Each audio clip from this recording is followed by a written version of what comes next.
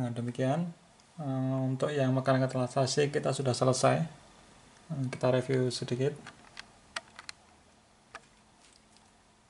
bahwa effortnya itu adalah kecepatan dalam mekanika translasi ya, dalam gerak yang lurus datar, kecepatan, kemudian flow-nya adalah gaya. Nah, komponen yang bisa menyimpan energi dalam hal ini kecepatan adalah pegas. Pegas itu bisa menyimpan energi, atau pegas itu dikatakan menyimpan energi jika dia memiliki displacement atau dia mengalami perubahan panjang. Nah, kalau massa itu adalah flow akumulator. Jadi massa itu dikatakan menyimpan energi jika dia memiliki momentum, dimana momentum adalah M kalikan V. Kita sudah bahas tadi. Nah, sedangkan damper dia adalah suatu komponen yang menyerap energi. Contohnya adalah shock absorber dari sepeda motor. Nah, sekarang kita menginjak ke yang mechanical rotasi. Ini kan mechanical translasi. Sekarang kita akan masuk ke yang mechanical rotasi. Untuk yang mechanical rotasi itu sebenarnya prinsipnya sama dengan yang translasi yang ada di atasnya ini. Jadi kalau dalam mekanik rotasi itu yang bedakan hanya adalah arah gerakannya. Jadi kalau arah gerakan yang di atas yang translasi itu adalah garis lurus gini gerakannya. Tapi kalau yang rotasi itu adalah berupa putaran terhadap sumbunya. Nah, makanya komponen-komponennya juga mirip, hanya beda putaran aja. Contohnya nih, effortnya adalah kecepatan putar, flow-nya adalah torsi. Nah, yang sebagai penyimpan energi yang berupa kecepatan putar adalah pegas juga sama, tapi bedanya adalah pegas torsi.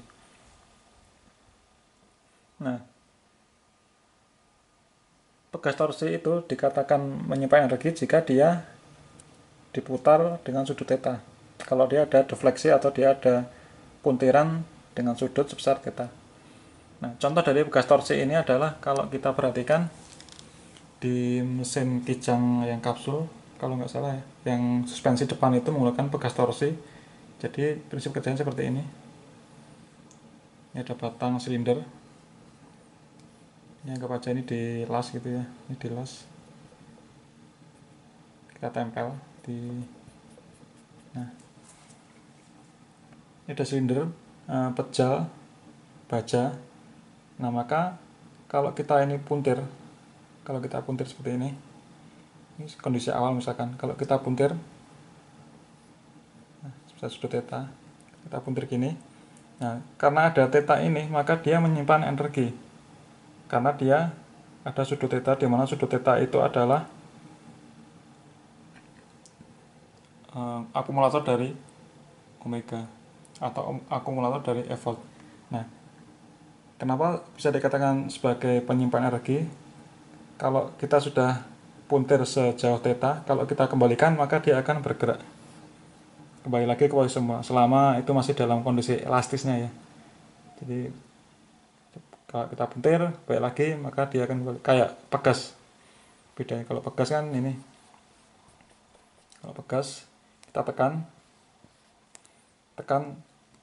ke bawah, kita lepas, dia balik lagi. Sama ini, kalau ini kita puntir, kita lepas, maka dia akan balik lagi. Sama, hanya beda arahnya aja. Nah, itu untuk yang pegas torsi.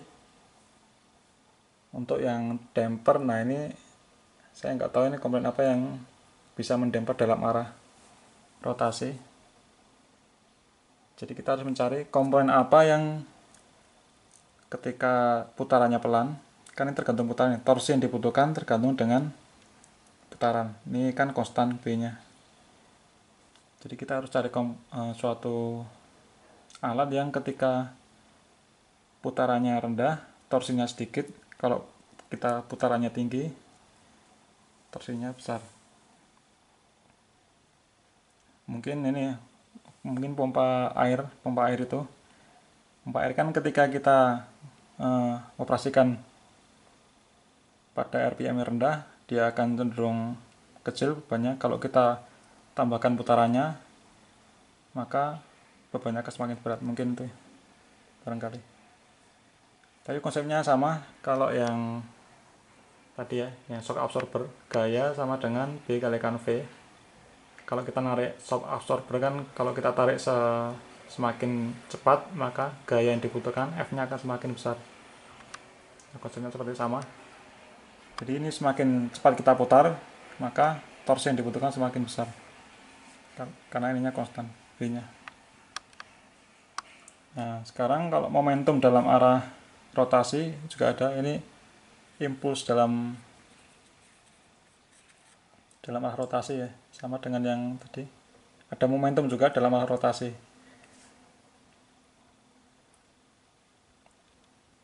Ini diintegralkan sama yang itu.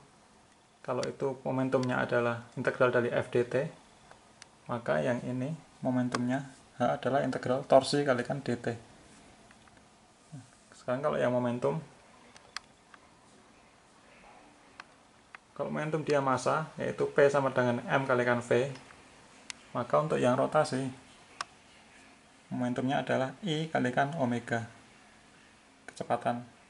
Kalau yang mekanik tadi translasi itu adalah kecepatan dalam arah translasi, maka kalau ini atau lurus, yang ini adalah kecepatan putar. Nah, yang membedakan adalah ini I-nya.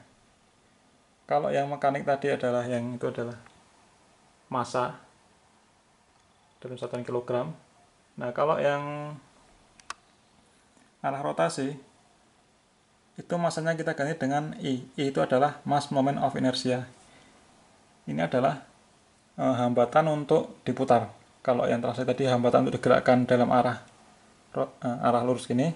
Kalau yang ini itu hambatan untuk diputar. Konsepnya sama ya. Satuannya kilogram meter persegi. Nah, dalam mekanik itu jangan sampai keliru. Jadi ada momen inersia, ada mass momen inersia. Jadi ini inersia momen putar. Ada juga yang ini area moment of inersia. Jadi kalau kita belajar mekanika ada yang namanya ini. Nah, tapi ini untuk bending. Ini area momen, kalau ini mass momen. Nah, kalau yang area moment of inersia ini untuk kasus yang bending, kalau ada batang kemudian kita gerakkan ke sini, kalau kita kasih gaya ke bawah, maka nanti kekuatan dari struktur ini tergantung dari I-nya, dimana I adalah B kalikan H pangkat 3, maka satuannya adalah meter pangkat 4.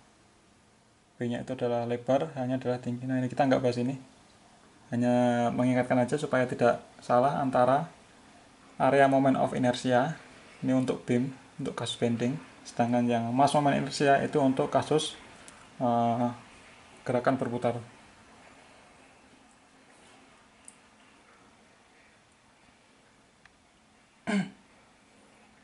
Untuk aplikasi ini ada contohnya ya, untuk yang mass moment inertia ini.